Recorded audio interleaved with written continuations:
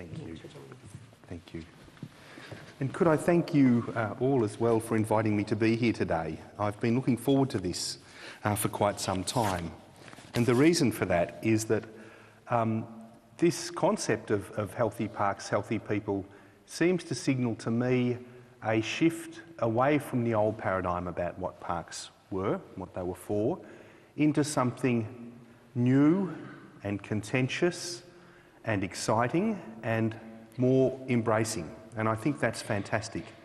I've had a chance to talk to a few of you over the last 24 hours, and one thing I'm certain about is that there's not yet a consensus about what healthy parks, healthy people means, and I think that's fantastic because we're in a time of exploration, a time of growth and learning, which is always the most exciting time for any initiative like this.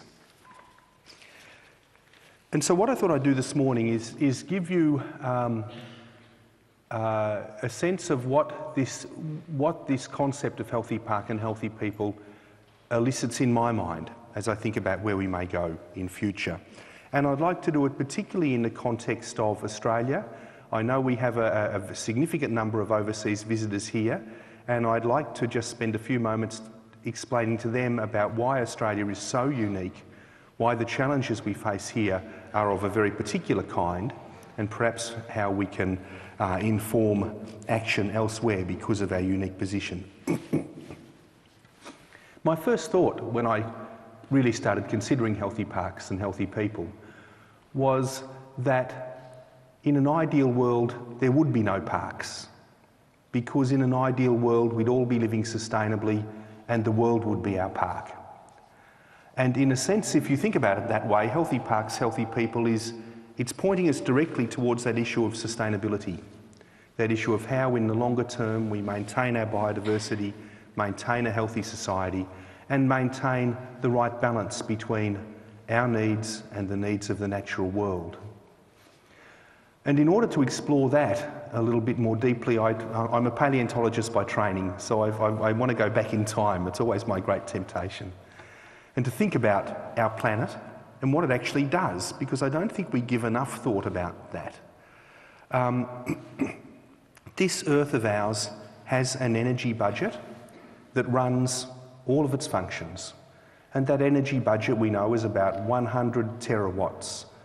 To put that in context, that's about 5 times as much energy as humanity generates and uses. And that energy, of course, is all captured from the sun by plants. Plants on Earth capture about 4% of the energy that falls on our planet from the sun and give us that energy budget. And what do those plants do with that energy budget? Basically, over 4 billion years, they've made the world that we live in. The atmosphere that we breathe is a product of life. There are very good scientific arguments that all of its elements, except the noble gases, which make up less than 1% of the atmospheric composition, have been made by life, for life's purposes. And when you think of the way this atmosphere works, it is quite extraordinary. Just take one single element, because I've only got 30 minutes, but just look at oxygen. Highly reactive element, way up above our heads, 25 kilometres above our heads in the stratosphere, it forms ozone. That ozone protects us from about 97 to 99% of all of the harmful UV radiation that would otherwise fall on the face of the planet and make it uninhabitable. The oxygen also is what stokes our internal fires. It makes life possible for us. More than that, oxygen reacts with everything in the atmosphere. It's one of the things that have created, quite literally, the rocks under our feet by reacting with them, oxidising those rocks, changing their nature. It's also, of course, changed the oceans. Oxygen is carried into the ocean depths on Antarctic currents and gives us the huge biodiversity that exists 4 kilometres below the surface of the ocean on our planet. So that energy budget is very, very important to life on Earth. And until recently, we haven't fully appreciated that. And instead, we have gone about really impairing the capacity of plants to deliver that energy budget that keeps our planet as a whole habitable. If we just consider the tropical forests, just think about the fate of the tropical forests over the last 300 years.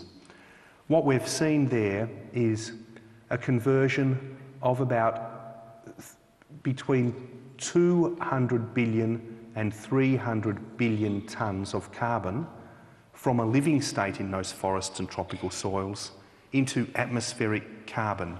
I need to just explain that. When we knock down a forest and we burn it or we let it rot, it doesn't just go away. All of the carbon in those plants, and they're predominantly carbon by dry weight, all of that goes into the atmosphere as carbon dioxide. So we have a flux of carbon from a living system, carbon-based life, into the dead carbon of our atmosphere. And what that does is impair life's ability to continue to deliver this annual energy budget that is so critical to the running of the planet, because that 200 billion tonnes, let's call it, that was once part of the living system was a pump. It was a pump that drew carbon dioxide out of the air, put oxygen back into the atmosphere. When you impair that pump to that extent, it has inevitable consequences, and we can measure that in terms of the increasing burden of carbon dioxide in our atmosphere that then goes on to destabilise further the ecosystems of our planet. About 40% of all of the excess carbon dioxide that exists in the atmosphere today, if we take, say, 1800 as a baseline, about 40% of it comes from the destruction of those forests. So when I think about life that way and think about the way our planet works, you realise that it is absolutely unavoidable that healthy parks, healthy people, healthy planet all go together. Cannot have one without the other.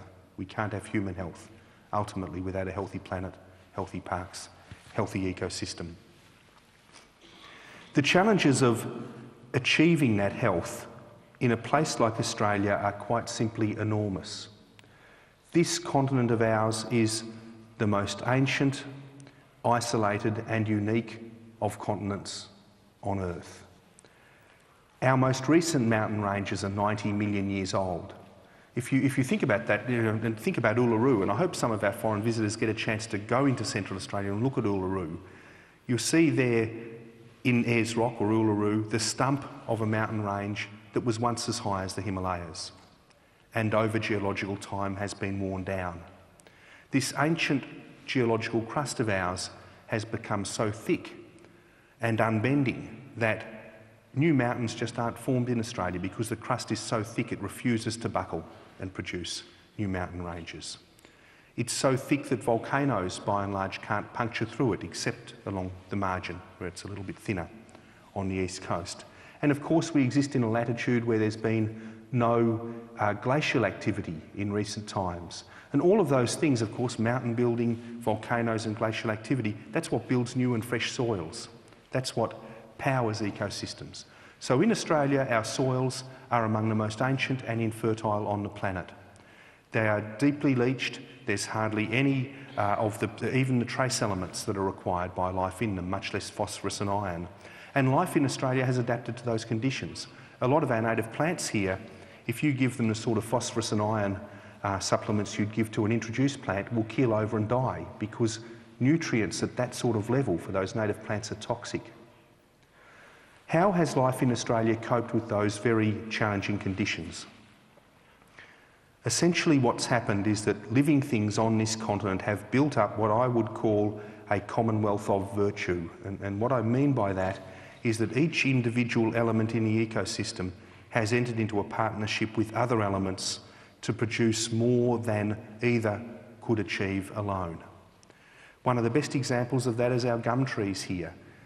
Mighty trees in Victoria, tiny little mallees further in. They're a species that dominate Australia. And they wouldn't be there in that diversity and wouldn't be thriving as they are were it not for a partnership with a fungus that inhabits their roots, a thing called a mycorrhizal fungus.